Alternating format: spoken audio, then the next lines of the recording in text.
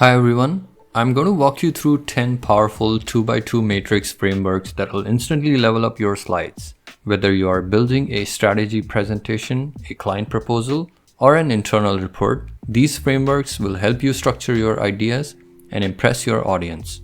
The best part, I'm giving you custom PowerPoint templates for each one so you can drop them straight into your next deck without any hassle. If you are new here, don't forget to hit subscribe for more PowerPoint tutorials and templates every week. Alright, let's dive in. Here is what we will cover. So I'll begin with a quick explanation of each matrix.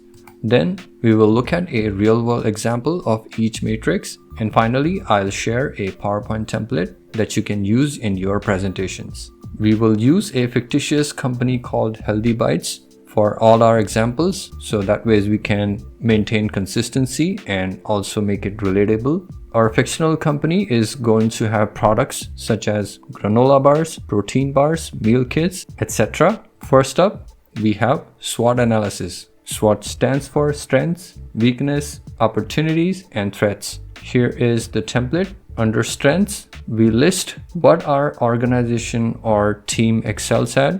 This is where we will list the things that sets us apart. Under weaknesses, we identify areas for improvements within our team or company at large. Think about what you could be doing internally to achieve better results.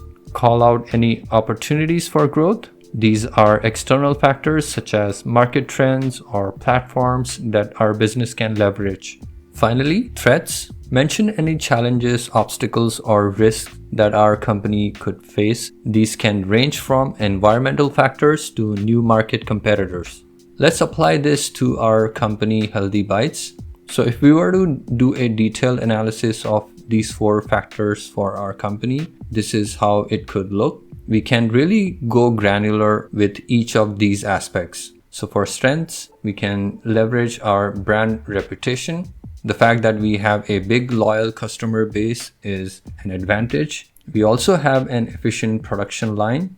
We could also have certifications like USDA organic certification or non-GMO certification. So list all these down under each of these quadrants. And once we have done that, it can inform our strategic decisions. Next up, we have SCQA framework. SCQA stands for situation, complication, question, and answer. These are commonly used in consulting presentations as well as for storytelling and problem solving. Here is the template I have for you. So situation describes the current stable context or background that the audience can relate to. A complication introduces a problem, challenge, or change that disrupts situation and creates urgency. Question poses the critical question or issue that arises from the complication, and they can also help us guide towards the solution. Answer provides proposed solution or recommendation to address complication. Let's try and understand this for our company Healthy Bites. So Healthy Bites is pitching a new product line to potential investors, which gives us a chance to use SCQA framework. So as we know, we are an established snack company known for our high quality granola bars. We have a big loyal customer base plus a healthy market share. All these factors sets a stable, positive context that investors can trust. So that's our situation. The complication is that we are facing competition from a couple of other brands. So they are capturing some of our market share. This creates urgency. The question we can ask is, how can we maintain competitive edge and achieve sustainable growth in the snack market? One of our solutions could be expanding to other markets like Canada. We need to invest in products such as protein bars and so on. So as you can see, listing it down this way can really help us get to the bottom of some of the key problems that our company faces. Next up, we have the BCG Growth Share Matrix. This is a strategic business tool developed by the Boston Consulting Group. It categorizes products or business units into 4 quadrants to guide resource allocation and strategic decisions. Along the x-axis, we have market growth, and the y-axis has the market share. We define 4 quadrants based on the intensity of these both dimensions. So for a high market share and high growth rate, we have this star quadrant. This is where a company's star product resides. Think of search engine for Google. Then we have high market share but low growth. This is a cash cow. A cash cow is a profitable product and it should be extracted so that the proceeds from the products can be reinvested into some of these other categories. The high growth rate and low market share products are part of question marks. These are in between products. So depending on their potential, we could either invest more into them or move them along to the dogs quadrant, which is basically low market share and low growth. So these should be either discarded, liquidated, or repositioned. Let's apply that to our company. So we have 4 products here: granola bars, energy bites, nut mixes, and seed crackers. These are their market shares and growth rates. So if we plot them, this is where each of them would fall. So as you can see, granola bars is our star product, nut mixes is a cash cow, energy bites falls under question marks, and seed crackers is something we have to get rid of. So here I have some more details for each of these quadrants. I just wanted to include some real numbers to give us a better appreciation of this matrix. The 4th one is called Ansoff matrix. This is also called product market expansion grid. It's a strategic planning tool used by businesses to identify and evaluate growth opportunities based on products and markets. It has 4 growth strategies. First one is market penetration. It focuses on growing by selling more of the same product to the same audience. Second is market development. As the name suggests, it focuses on growing by entering new markets with your existing products. The 3rd quadrant is product development, wherein we grow by introducing new products to current customers. And lastly, diversification. This helps with growing by launching new products in new markets. As we are dealing with 2 variables here, this happens to be the riskiest option among the 4. Here is an example of the Ansoff matrix with sample data for our company. So market penetration focuses on selling more of Healthy Bites' existing granola bars in the US, things like loyalty programs, promotions. Market development expands the existing granola bar product line into new markets such as Canada to reach new customers without changing the product. Product development introduces new products such as protein bars to the existing US market, thus leveraging loyalty among health-conscious consumers. Finally, under diversification, we enter a new market, let's say Europe, with a new product. It could be meal kits. So as you can see, because we are dealing with 2 variables now,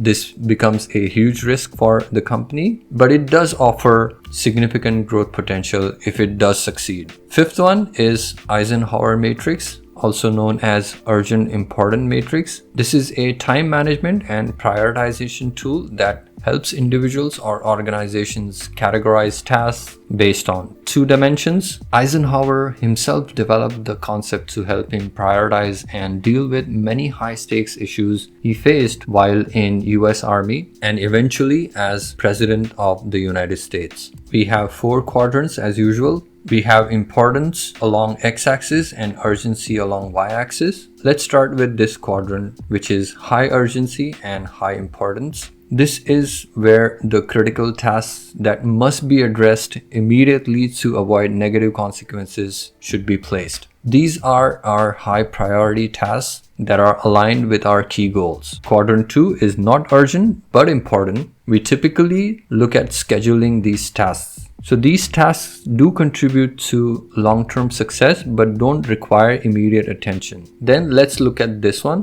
which is urgent but not important. These are the tasks that demand immediate attention but have low impact on long-term goals. These are often interruptions or tasks better handled by others, so that's why we choose to delegate these to others. Quadrant 4 is not urgent and not important. So of course, we will look to eliminate these low-value tasks that waste our time and contribute very little to our goals. Let's look at an example for Healthy Bites. Our CEO is managing multiple responsibilities for the coming quarter. Our job is to help them prioritize decisions. So if we attempt to prioritize some of the decisions that our CEO is facing, this is how it could look like. As an example, supplier delays are a key issue for our company because they have a huge impact on the revenue stream, which is why they have to be done first. If you look at this quadrant, here we have tasks that are of little importance and urgency, like reviewing reports or attending irrelevant webinars. They can be highlighted for removal or elimination. The sixth matrix we have is called risk-reward matrix. This matrix helps businesses balance potential gains against uncertainties. So on the x-axis, we have rewards and the y-axis is for the risk. Let's go over each of the quadrants one by one. So high risk, low reward. Now any decision or product that belongs to this quadrant needs to be avoided because it is fraught with high risk and it offers low reward. Next up, we have high risk and high reward. Anything in this quadrant deserves consideration. Initiatives with substantial potential but significant uncertainties require careful analysis or risk mitigation. Next one we have is low risk, low reward. These are the ones we need to monitor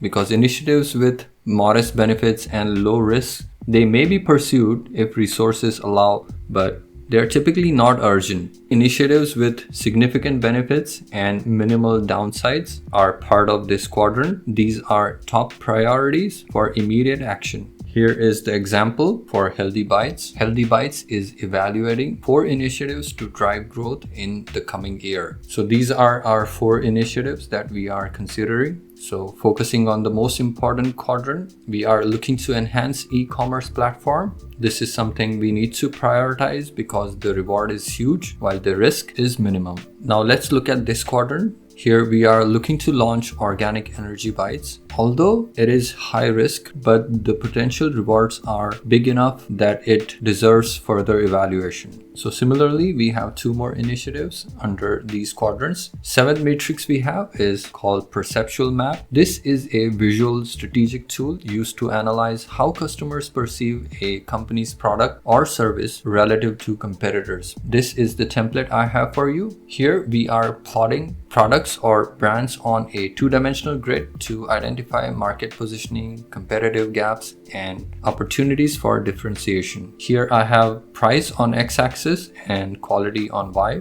Quality goes from basic to premium, while price goes from low to high. In terms of positioning, each product or brand is plotted based on customer perceptions. It is typically used for product development, marketing strategies, or repositioning to align with customer preferences. Here is another variation with innovation on x-axis and accessibility on y.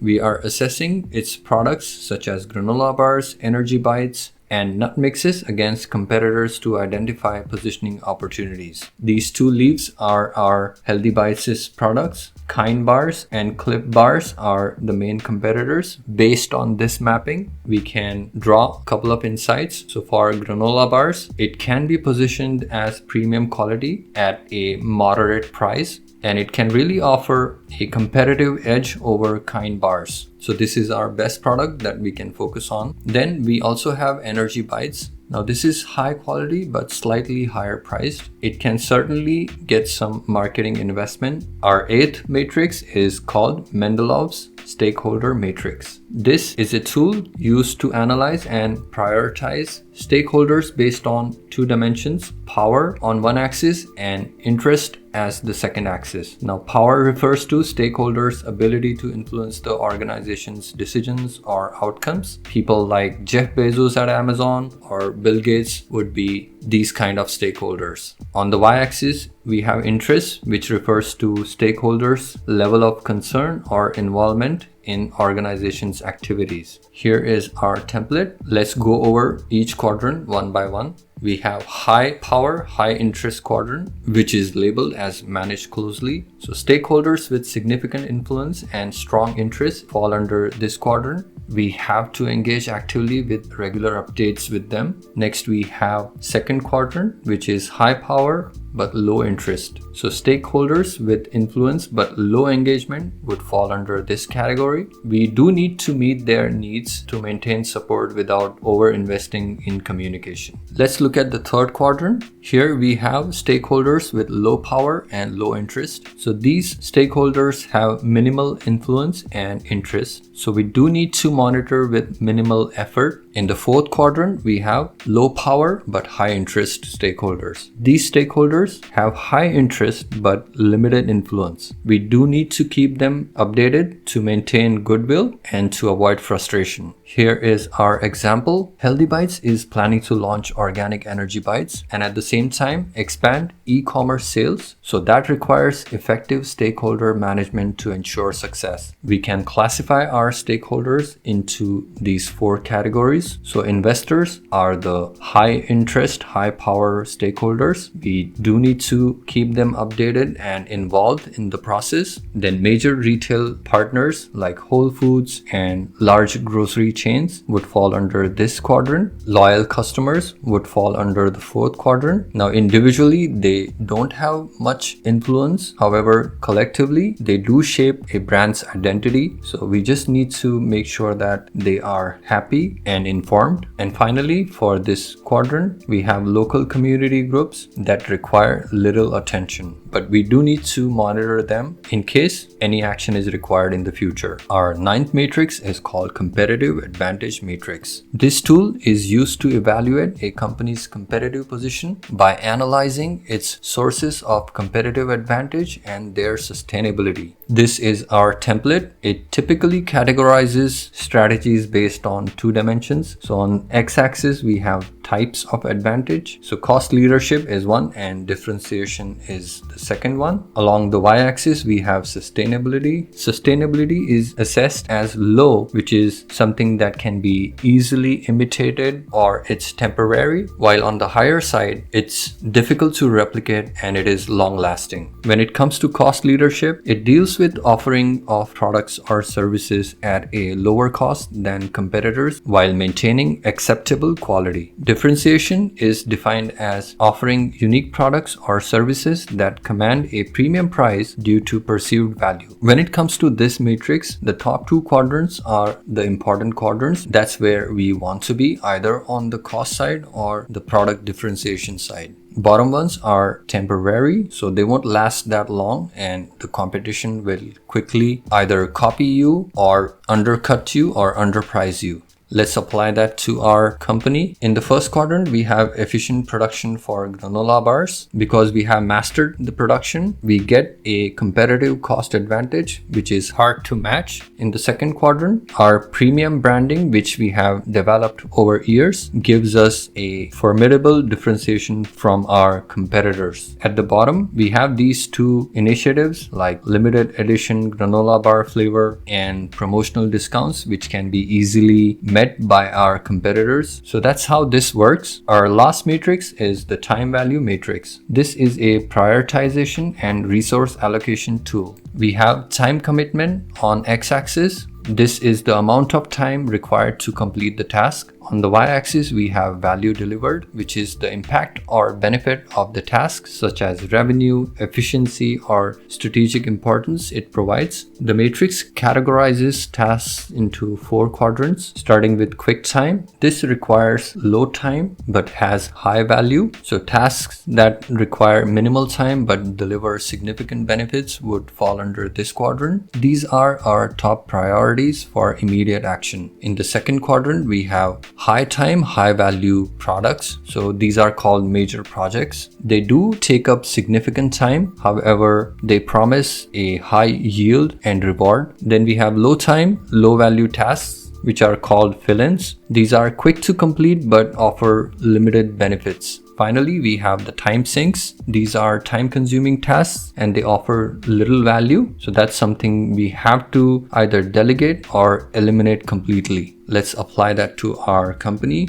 I have 4 tasks here under each of these quadrants. Things like launching loyalty programs are quick wins because they hardly take any time, but they can offer large rewards in the long run. That's something we should definitely prioritize. On a longer scale, we have things like renovating outdoor seating area. So this can take up a long time. However, the value it will deliver in the long run is what makes it worth. Then we have time sinks, things like hand-drawn menu boards for aesthetic appeal. These can be easily outsourced or eliminated entirely. Lastly, we have fill-ins. So things like posting daily updates on social media. They take up little time, but they also offer little value. So that wraps up our 10 matrix review. I have one more bonus template for you for bearing with me for so long. I will share a link to all these base templates in the description. If you are a member, you will get access to the full template with all these examples and animations. I hope you liked this video. If you did, please leave a like and subscribe for future videos, and I will catch you next time.